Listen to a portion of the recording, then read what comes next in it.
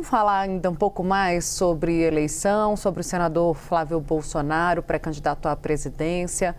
Ele teve uma reunião com embaixadores e pediu que esses representantes de vários países enviem para ele a maior quantidade de observadores nas eleições de outubro deste ano. A gente tem matéria em destaque no site da CNN Brasil. Num discurso, num evento com embaixadores estrangeiros aqui em Brasília ontem, o Flávio Bolsonaro também questionou a segurança das urnas eletrônicas e mencionou relatórios da CIA que denunciam a suspeita de fraudes em processos eleitorais eletrônicos na Venezuela, que teria realizado um experimento com máquinas de votação capazes de trocar votos sem que isso fosse detectado por auditorias ou recontagem manual. Essas máquinas foram fabricadas pela Smartmatic. A Diplomatas, Flávio afirmou que essa empresa também fabricou urnas eletrônicas para serem usadas aqui no Brasil. Essa afirmação vale a lembrança, a gente fazer uma memória de lá de 2020, né? Já tinha uma nota nesse sentido do TSE, negando o Tribunal Superior Eleitoral essa informação, dizendo que a empresa Smartmatic não fornece urnas eletrônicas, não fornece softwares para o Brasil. O assunto já foi objeto, isso aqui está numa nota que eu recebi há pouco lá da assessoria do TSE, tá? Então, eles retomam o que foi publicado lá em 2020 para a gente, para os jornalistas, depois dessa afirmação do Flávio Bolsonaro.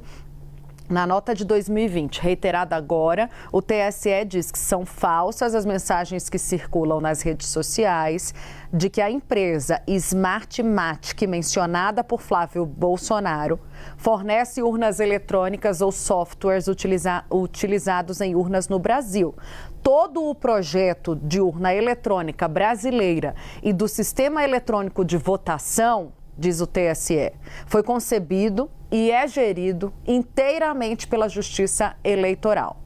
As urnas eletrônicas do Brasil foram projetadas por servidores e técnicos a serviço da Justiça Eleitoral e são produzidas sob a sua direta coordenação por empresas selecionadas mediante licitações públicas e de ampla concorrência, o que garante ainda mais segurança e transparência. Eu estou aqui com vocês? Me localizem, por favor, tá? Eu estou aqui, ótimo. O que garante ainda mais segurança e transparência ao processo eleitoral, segue a nota do TSE.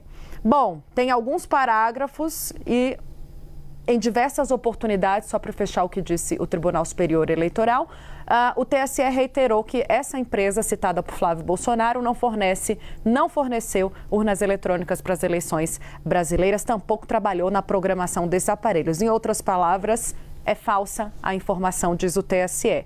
E aí eu vou além, porque me foi chamada a atenção também de que o presidente do TSE, o Cássio Nunes Marques, no mês passado, em maio, esteve com esse mesmo público, com esses mesmos embaixadores, representantes diplomáticos, saiu até nota também do Tribunal Superior Eleitoral à época, trazendo as medidas adotadas pela Justiça Eleitoral para garantir segurança nas eleições e a integridade do voto.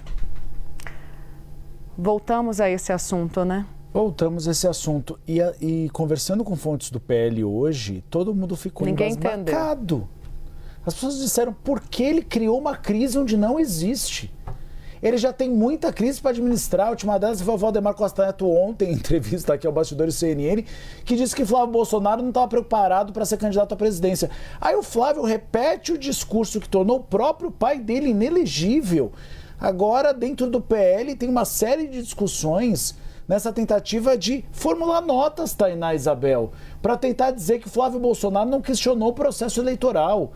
Por quê? Porque é criar crise onde não existe. Já não bastam as crises que a campanha enfrenta. Eu vi uma análise, Uribe e Tainá, que talvez ajudaria a gente a explicar por que Flávio Bolsonaro enveredou por esse caminho, nesse roteiro conhecido do bolsonarismo. A gente ficou até na dúvida se era Jair Bolsonaro ou Flávio Bolsonaro falando, de tanto que a gente escutou essa música lá em 2022. E essa análise aponta o seguinte: Flávio está tendo dificuldade com a própria bolha bolsonarista. Então, ele tem que falar para essa bolha bolsonarista, reavivar um pouco aquele eleitorado mais radical do bolsonarismo e convencer esse eleitorado a sair de casa no dia da eleição para votar em Flávio Bolsonaro.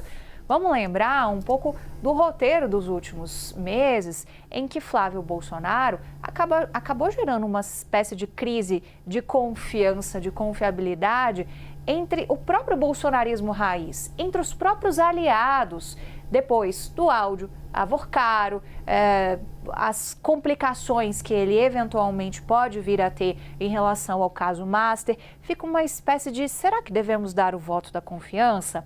Então, quando Flávio Bolsonaro, na avaliação de algumas fontes, escolhe esse discurso, que é um discurso mais voltado para o radicalismo conhecido do bolsonarismo, ele está olhando para a própria bolha e para uma necessidade de reaviver, de reviver, reaviver é ótimo, reviver a bolha e de acender uma espécie de luz ali para a bolha de, olha, peraí, eu ainda estou conectado ao velho bolsonarismo. Agora, por outro lado, isso o afasta um pouco de uma tentativa que ele quis criar de um perfil moderado.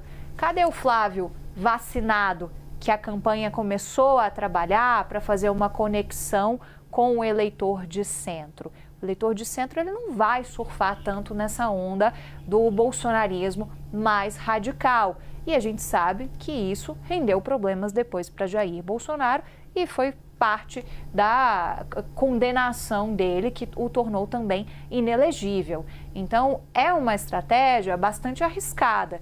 E tem que ver agora se isso foi um teste, se ele vai continuar com esse discurso de quebra de confiabilidade das urnas, se isso vai ajudar a trazer esse eleitorado bolsonarista de volta ali para uma confiança com Flávio Bolsonaro. Só um comentário, Bel, de fato, faz todo sentido. Eu acho que essa é a linha de fato, pelo que eu conversei também com algumas fontes.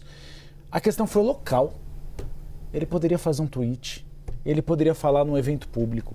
Ele vai fazer igual o pai, fazer o mesmo discurso no encontro com embaixadores? Mas por isso que os dirigentes do PL estão dizendo, peraí, mas não parece algo improvisado. Não parece, né? Não parece. Não. Ele é um político profissional e bem assessorado, então me parece que foi algo direcionado, né? Só para trazer um adendo aqui também, que a gente vem recebendo as manifestações que saem lá do TSE, dos ministros, do gabinete da presidência, sobre o grau de preocupação com que eles veem a fala do Flávio. Aí uma fonte me faz uma distinção sobre qual foi a reação do Cássio Nunes, o presidente do TSE. Por enquanto, aguardar para ver se vai haver questionamento sobre as urnas, tá? Esse é o entendimento. E a partir daí existirá, portanto, será obrigatório uma posição do Tribunal Superior Eleitoral. Por isso que a gente está vendo nesse momento o TSE divulgando com as mesmas palavras uma nota já publicada em 2020 e pedindo reforço também a manifestações recentes do presidente do TSE, o Cássio Nunes Marques, diante de embaixadores sobre a lisura das urnas. Bom, em princípio, Flávio não falou sobre fraude, esse é o entendimento. Falou que teve fraude na Venezuela e que é preciso que a comunidade internacional observe. Na visão do TSE, o ex-presidente Jair Bolsonaro foi um pouco mais longe. De qualquer forma, na visão ainda do Tribunal Superior Eleitoral, Flávio mentiu.